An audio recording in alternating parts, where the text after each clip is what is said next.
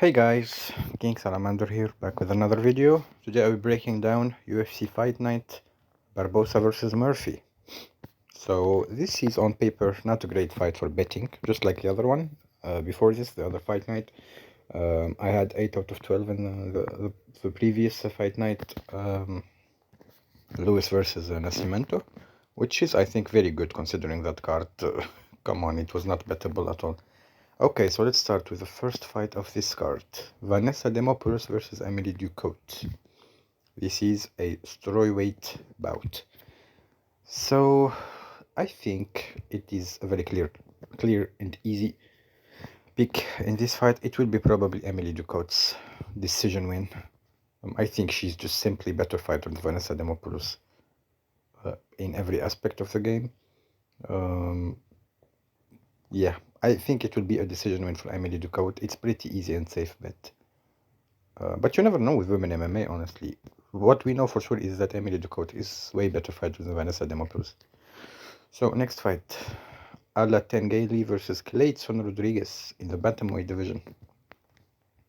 Okay, this is a bit of a interesting one.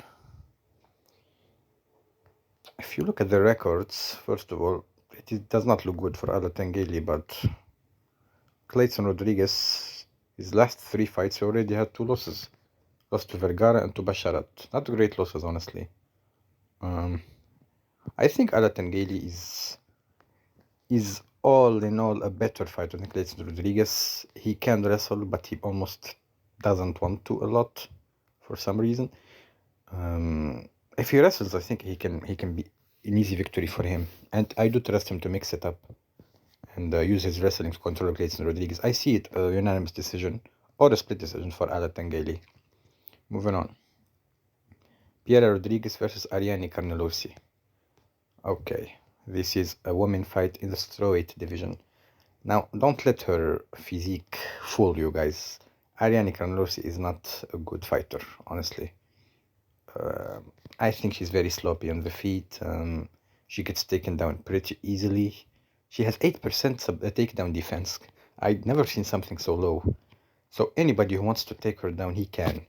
And we know that Piera Rodriguez can, because that she has that in her register. She averages 3 takedowns per 15 minutes. So I think it's very easy for her to just take her down every round and control her. Or land some ground and pound. I don't think she can finish her. It is possible, but I think this is another clear decision for Piera Rodriguez. Should be pretty easy, honestly. I don't think Irene Carlos has anything for her. Moving on. Abus Magomedov versus Warley Alves. This is a fight in the middleweight division. So Abus Magomedov, he's been kind of road checked lately, but to be fair, he lost to Strickland and Borralho. I mean, respectable losses. These are good names from the top of middleweight. I mean, Borralho is definitely a future contender. Strickland is former champion, so... On the other hand, Warley Alves, very 50-50 fighter, but the level he loses to is way less than Abus. He loses to Wells, lost to Nicholas Dalby, lost to Aliskerov, lost to Brown. He won versus Lazez. Those are welterweight names. So he moved up to middleweight. It seems, yeah, I don't think Warley Alves has much for Abus here. I think Abus can just overwhelm him in the first round and get him out of there. Abus does get a little bit worse as the fight goes on. And Warley is not a very volume fighter, you know. He doesn't land much. He kind of lets people take the control of the octagon.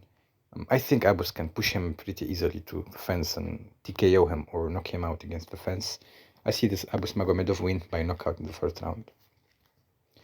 Maybe second, but most likely first. Moving on, Tamiris Vidal versus Melissa Gatto. This is a fight in the women's bantamweight division. So, I think Melissa Gatto is way better fighter than Tamiris Vidal, and I think everyone kind of agrees on that. The thing about this fight is kind of Tamiris Vidal has a bigger frame than Gatto. She's 5'6" and Gatto is 5'5", so that's not a big difference, but the frame, the thickness is on Tamiris Vidal's side. Would that mean anything? Not necessarily. Tamiris Vidal has 0 takedown average per 15 minutes. So that's probably the domain that can she use her her strength advantage in, but other ways she can clinch her up, definitely, control her.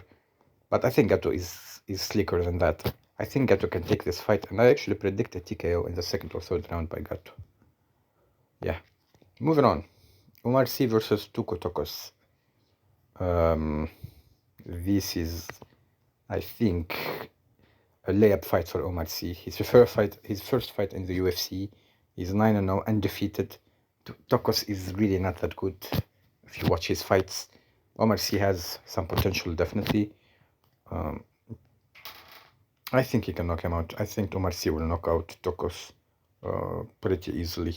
Probably first round. Probably from the first exchanges he can do it. I pick Omar C in this one. Moving on. Victor Martinez versus Tom Nolan.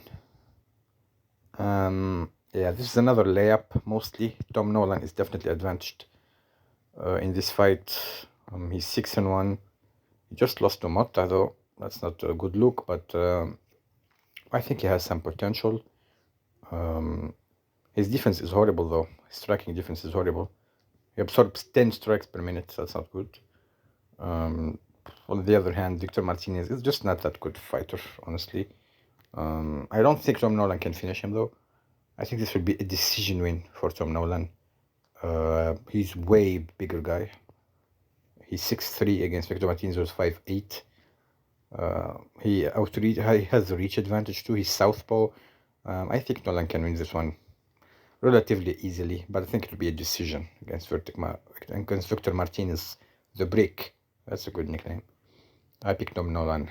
Next fight, Angela Hill versus Luana Pinheiro. Here's the thing, guys. I really like Angela Hill's style. Her record is abysmal. 16 wins, 13 defeats. Horrible record. But so many close decision losses. Countless ones that she could have arguably won. And she's really a good fighter. A well-rounded fighter. She's great. A great striker. Luana Pinheiro should be a little bit of the smaller lady in there. Striking-wise, I think Angela Hill has the edge. Wrestling-wise, definitely Luana Pinheiro has the edge. Even though Angela Hill has respectable takedown defense, but I think Pinheiro can get her down. If she can't, she'll be in big trouble. So she has one small way for victory, and I think Angela Hill can manage her own there. So this is very easy. Angela Hill pick. I think she gets the win by decision, or maybe TKO for once. Moving on. Adrian Yanez versus Vinicius Salvador. Now, Yanez has been having it pretty rough. Back-to-back losses against Font and Martinez. And before those, he was really looking good and considered as a future contender. Now he's fighting Vinicius Salvador, okay? A huge step down in competition, but we don't know how Yanez's confidence, at what point it is. So he's at very big risk of going on a skid here. So this fight is definitely a make or break for him now. I think Yanez is a better fighter all around. Definitely a better striker than Salvador. I don't think Salvador can take him down either. He's not his style. I think this will be a striking match. I favor Yanez, but you just never know with Yanez right now. It's a very risky fight. This whole card is not good for betting, but I'll do my picks. I have to. Yeah, I pick Yanez to win this one. I think he will get the first round knockout against Vinicius Salvador. Moving on. Demba Gorimbo versus Ramiz Brahimaj. Yeah, I really like Gorimbo. I like his story and all, but I don't think he wins this one versus Brahimaj. Gorimbo won 2 in a row against Sato and Rodriguez. He is a good fighter all around, but I think he can get overwhelmed by Brahimaj here. I think Brahimaj will take the center of the octagon. He will shoot for takedown. Probably get it. I don't think Demba Gorimbo can defend takedowns that well. He does have 66% takedown defense, but on the other hand, Brahimaj has 66% takedown accuracy. So I like to favor the wrestler in such fights more than the striker. So I think I'll get Brahimaj here. Good underdog win for this fight. He'll be the thicker guy and shorter guy. That's always a problem for these tall strikers.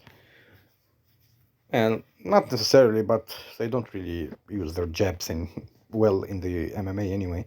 I think Ramiz Brahimaj can take him down and probably will win a decision win by Russell fucking him. Moving on. Kaius Williams versus Carlston Harris.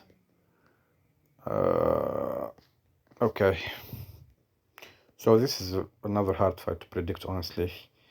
On paper, Carlston Harris is favored, in my opinion. He has many advantages. Kaius Williams could be the better striker between the two, probably. But Carlston Harris has that takedown threat. I think he can... it can make things a little bit harder for Kaius Williams, who is honestly just such a 50-50 fighter, honestly. He has weird losses. He's not consistent. On the other hand, Carlston Harris only lost to Shavkat Rakhmonov, so that's very, very good loss to have. Beat Gooden, beat Wells, beat Kazanganay before that. Kazanganay is doing really good right now outside of the UFC. Aside from that, I think Carlston Harris, it's just stylistically, it favors the Harris a little bit. Kaius Williams is a bit of a hit or miss. Carlston Harris has been consistent in most of his performances. I'll take Carlston Harris here to win by decision. Moving on to the main event. This is a very hard fight to predict, honestly, and I've been going back and forth in my mind about it. Right now, though, I think I'll be taking Leron Murphy for the win on this one. Barboza has been looking amazing lately. The Carantiello fight, the Yusuf comeback, but he kind of got outstriked by Bryce Mitchell, guys. He kind of did. And that's really alarming. I know there was other things going on in that fight, but Mitchell did drop him. He had some huge success with kicks against him. And he is 39 years old or 38 years old. Come on, that's very bad for lightweight. Featherweight, sorry. Leron Murphy is undefeated. He can mix it up pretty well. He's a great striker. Not great. He's a good striker, let's say. I know we didn't see anything spectacular from Leron Murphy so far, but I don't think Barboza can do it. I think Barboza is gonna hit a wall here. He did beat Yusuf, that's a huge win. But as I said, there are no guarantees with Barboza, honestly. He's 24-11, after all. He does get some losses here and there. You can't really count on him to go for a run at 38. And I think Leron Murphy can hold his own for a good time in the striking department. He can even maybe go for a takedown once in a while, but I don't think so. It'll probably be a striking match. And I don't know. I have a feeling that Barboza will hit a wall here. I think Leron Murphy will take this one. Probably a decision, though. I don't think it would be a finish, but he can pretty much finish him too, I think.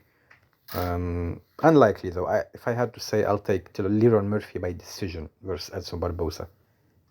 I think he can take everything that Barboza has for him, and I think Barboza will fade a little bit in the latest rounds. I think Murphy can take over there. Yeah, I take Leron Murphy in this fight. That's been the video. Please like and subscribe for more MMA content.